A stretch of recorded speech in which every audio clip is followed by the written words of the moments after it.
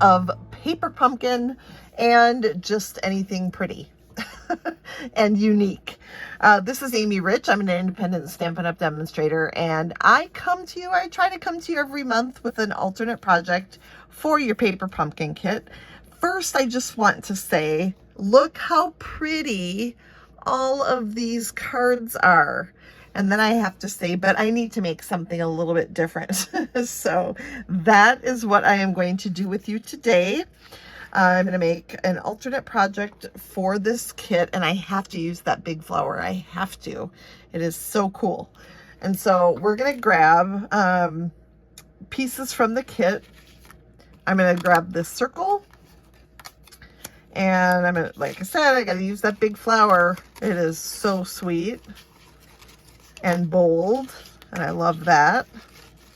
So let's get our greenery out of here. Oopsies. And then the flower as well. And I'll save that guy for another project. And let's see what else. We also need the stamp set. And here is the stamp set we have just for you. You brighten my day.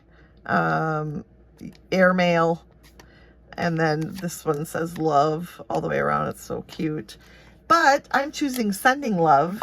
And in the kit, we've also got a Poppy Parade Stampin' Spot. But of course, in true Amy fashion, I have hauled this kit around so much, I have no idea where that little ink pad went. Luckily, I can grab my large Poppy Parade ink pad and stamp Sending Love on that little circle. So cute! We're going to put some dimensionals on the back of there and set that aside for later. Okay, don't peel the backing off. Then let's set these aside. I know they're beautiful and we want to totally go for it, but we have to wait. Just wait. Be patient.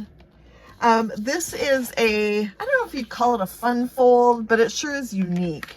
I found it on Pinterest. I've seen a couple people make this design. I'm sorry, I don't know for sure who to give credit to, but we're going to make this really cool card. So as you can see, I've got my card base, and I've got it open, and the upper right corner is, well, the whole right side is on the 1.5 inch line. And I'm going to mark, just put a little tick mark here at the top. So 1.5 inches in from the top right corner. And then I'm going to turn this, and oh, nope, that's wrong. Hold on, time out. Let's do some cutting first. I'm going to cut this at 4 inches.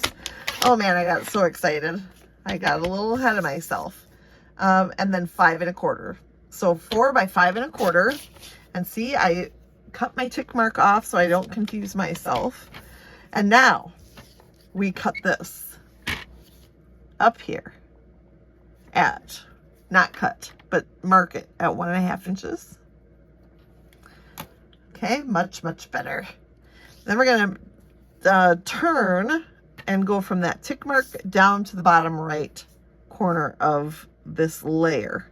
So what I would suggest is put your blade up where it's 1.5 inches, because we don't want to scrunch that corner in, you know, ruin that corner. So let's go ahead and start up there so that we have these pieces here. Now you don't want to throw anything away. Okay, so hold on to this. Keep this handy. We need it later. Then an extra piece of paper that we're using here is a piece of 5.5 or 8.5 by 5.5 bubble bath cardstock. And we're going to open that up and do the same thing. So put it in at 1.5 inches and mark at the top, turn, and put your blade up there by that tick mark. and cut that off. Don't throw that away. I told you. So we've got that. Okay, now one more piece of cardstock that we have to cut is this one. And this one is 1.5 by 5.5. So you do not need to do any tick marks because it's already 1.5 inches. So we're gonna go at the upper left corner and cut down to the bottom right corner. So we're actually cutting it in half on the diagonal, just like this. And what this gives you is 2 pieces. You could make easily 2 of these cards because there you go. And what I did then is I put those into the exposed brick embossing folder, making sure that the top of your crumb cake cardstock is parallel to the seam of the folder, because when we close this and take a look, what'll happen if we don't make sure it's parallel is the brick will be slanted when we put it on our card, and we don't want that. So make sure the top is parallel to that seam. And by the magic of television, I've got my 2 pieces ready to go. And I can get my trimmer out of the way so we can get this card put together. All right, so first things first, let me get this, give this a nice crease. We're gonna add this piece in tone-on-tone fashion. I am going to erase my little tick marks and grab my liquid glue. And this is gonna go on to layer that pretty bubble bath with the even prettier plaid bubble bath card base that we had from the kit. Okay, then we're gonna go to the inside. We're gonna take our white piece. This is 4 by 5.25. This is just so we can make something pretty on the inside. Okay, and take one of your crumb cake pieces now, and this is going to layer in here. So, oh, I forgot, it goes all the way from top to bottom. So that crumb cake piece to start with was 1.5 by 5.5. Come on, cooperate. And now we are just setting this up. That should work. So that when we close the card, you've got that cute crumb cake border on it. Love it. Love it so much. Okay, now we're switching gears and checking out the outside of the card. Let's go back to these pieces that we had right here. I'm going to add adhesive to the back of what was once our card base. And I'm going to layer this onto the plain one and bring it down just a little bit so that we have a border. And make sure the right sides are even. Now, if they're uneven a little bit, which I have found to be true, I'm just going to trim just the teeniest hair off of that side. If these don't match up, it's okay. In fact, they probably won't. But now we're going to bring this over here and add it to our card base. So we're going to line up this edge with the right side of our card, the bottom edge with the bottom of our card, and then those points that don't match up are going to just hang off the edge. So what we want to be careful of is not to put adhesive way up here in the corner, because you see it's hanging off and you want to be able to open that up.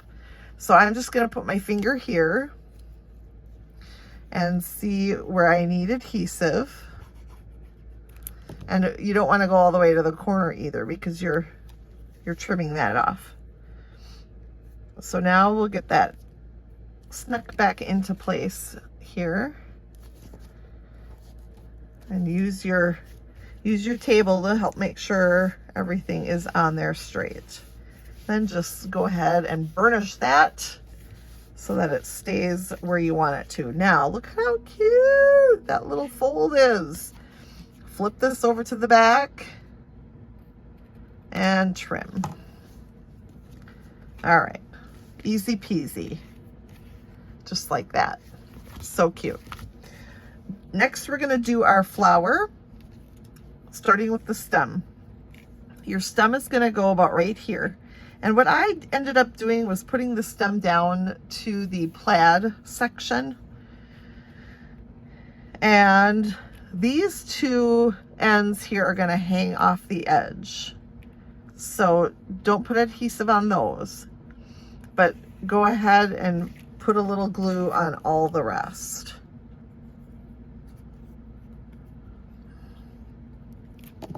And then when you're done with that, flip it over and put it right back where you had it laid out. And everything is gonna work just perfectly. It's always a, oh please, work. Okay, very pretty. Then we're gonna take the top of our flower and pop that up. So grab a bunch of dimensionals, don't be shy. You don't want that thing sinking at all. So 5 of them ought to do the trick. Maybe 1 in the middle for good measure, but I think we're good. Okay, then you gotta remember how this looks nice. And I think this is perfect. Okay, so just adhere that down like so. Isn't it pretty? And then remember we had the little sending love. We're gonna bring that back in and adhere that into place as well. So this is gonna go down here. And then this particular paper pumpkin kit did not come with any adhesive backed embellishments. So I started thinking about what would look nice. And I had these loose frosted dots sitting on my desk from another project. And I thought, the pink one's in there.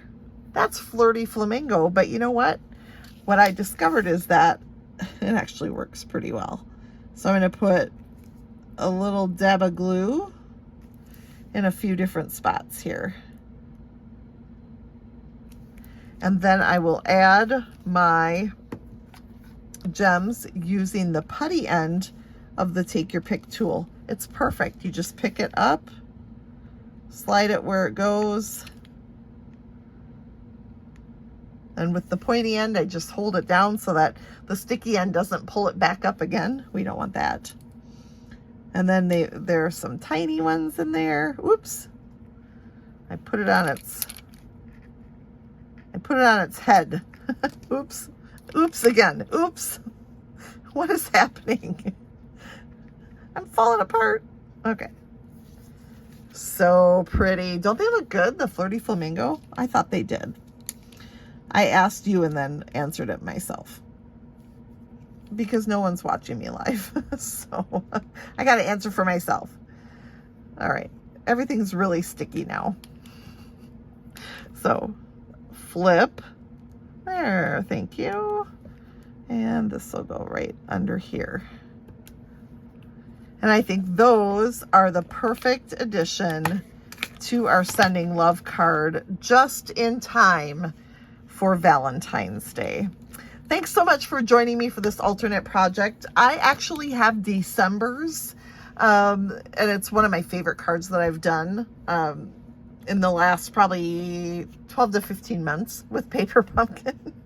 So you'll see that one come after the fact, but it's okay. We're all friends here and we all know what life is like. So here is this January edition of the alternate Paper Pumpkin project called, the kit is called Special Delivery, and it's perfect for this alternate project. Hope you enjoyed. See you next time.